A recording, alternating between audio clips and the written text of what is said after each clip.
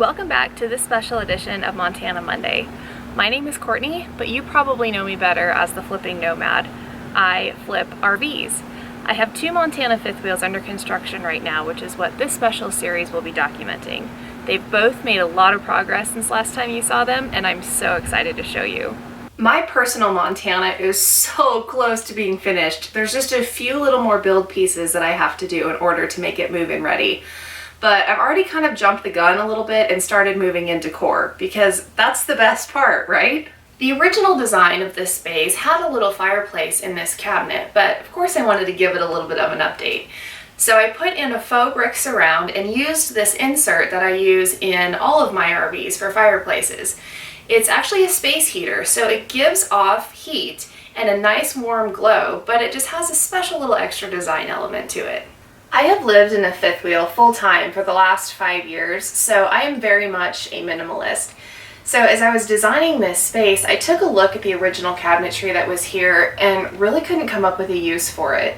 So I took all of it out and turned it into the cutest little drop zone that I am obsessed with. It's also the perfect place for one of my very favorite possessions in life, which is this scroll.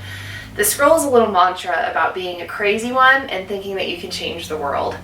It is very much my mindset, so it's really special to have it in such a prominent place in my home. Last week, I said I was installing a shower head that was the size of an 8-year-old, and I wasn't kidding.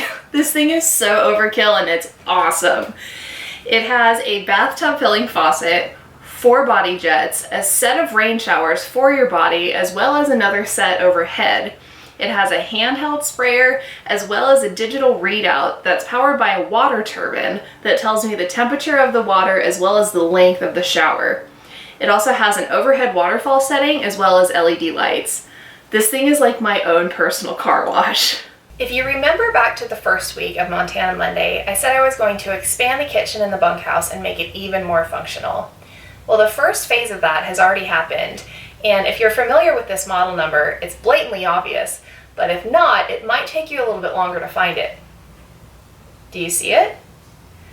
I sealed up this door frame. Now on the back side of this wall is the half bath, but there's another access to it from the bunk room. So when I got to analyzing this space, I thought, this family needs a bigger kitchen more than they need 2 accesses to the half bath. So this new wall is going to serve as the expansion of the kitchen.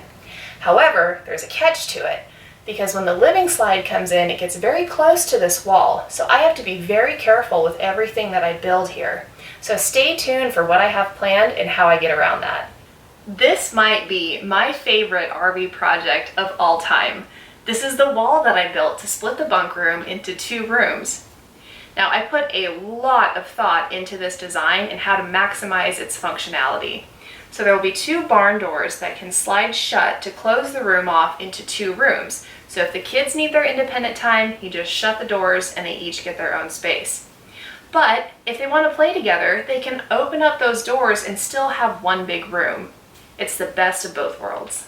I want you to take one last good long and hard look at this space in brown, because this week it's getting painted and will look nothing like this. Be sure you check back next week for even more progress of these 2 Montanas during this special series of Montana Monday.